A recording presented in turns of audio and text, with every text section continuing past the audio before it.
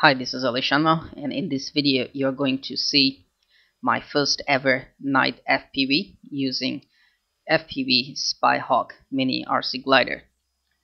This is one RC glider that is packed with all the cool features one FPV pilot or a beginner pilot would ever need. So here you can see at night some people were playing football, and these two lights, the bright floodlights, were my reference to take off. But I stupidly forgot, or I would say I stupidly parked my car in the darkest spot and I didn't know how I'm gonna land there. So anyway, you can see the area is dark, but the camera is shooting really nice video. The onboard camera and the recorder actually shoots AVI and 12 Mbps bit rate, 1280 x 720 resolution, which is really a nice view. You can see very clear HD quality. It's a 5 megapixel camera, so the image that you see in goggles or in on the screen on the radio is also very clear. This is simply very beautiful. As you can see at night, the stadium area, I never knew it looked that beautiful. Well, at the moment we are flying on top of the stadium roof, and for this flight I was also using my Flytech all-in-one goggle with 5.8G built-in receiver. So sometimes I use goggles and sometimes I use screen. When it was really dark, I put on the goggles to see my video, and when it was like lights and everything, I was using the built-in screen on the radio to fly. The plane flew really smooth, and right here when I thought that I would go for some flight, like I would check this tennis court out, which is really bright, and I thought I will fly over this mart, the furniture mart. Just then I realized that there were water drops falling on top of my head, and that means the raining just started. When the raining started, it was time for me to land, because you can't fly an electric plane doing FPV, especially at night, and such a small plane. So when the raining started, I decided that I should actually land. Now, I realized the stupidity I have done. You can see I made a turn here. I'm trying to see where I am, but it's completely dark. At my right side there are high voltage cables.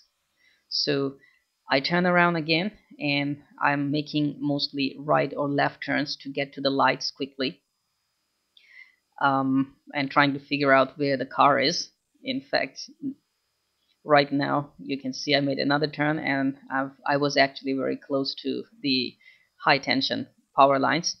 Anyway, I start flying to the floodlights, which was my reference, and I left the glider, like I left the radio hands-free, because I know the built-in stabilization system will keep it aloft.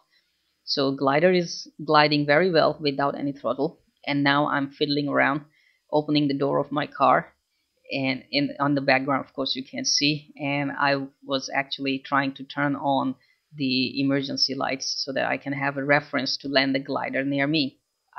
I'm too lazy. I just don't want to land it near these floodlights and go and pick it up, or just land it somewhere on the road and go and pick it up. You know, challenge is challenge. Now we turn. You can see there's a little light there. That's my car's inside light, and at the moment I let the glider fly again at the left towards the stadium lights, while I turn on the emergency lights. And there you go. That's our landing strip. You can see the reference lights are on. Now the problem is this dark area has some very tall light poles, floodlight poles, but amazingly in the screen I was able to see those light poles just like a shadow, because of the lights coming from around. Now I make a turn, a quick one, to see where my car is. There we are. The lights are on the runway for us to land, and I will make another turn to reduce the altitude. You can see a little drop actually touch the camera as well. Alright, so now I make a turn. I know exactly how high I am, and I'm still looking at the screen. And right now, when the plane aligns, I stop looking at the screen because I could see the glider. And here we are, nicely landed. Now hear me talking excitedly. That was really, really fun flight. Very, very fun flight. If it is not raining, I would go for longer flight. It was the first ever night FPV for me, you know, and I just did it with full confidence.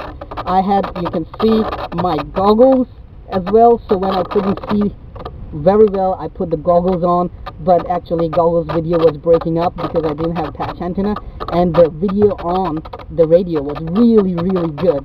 On the screen of radio, I flew it. Man, when the raining stops, I will go for good FPV flights later on Spyhawk. Stay tuned.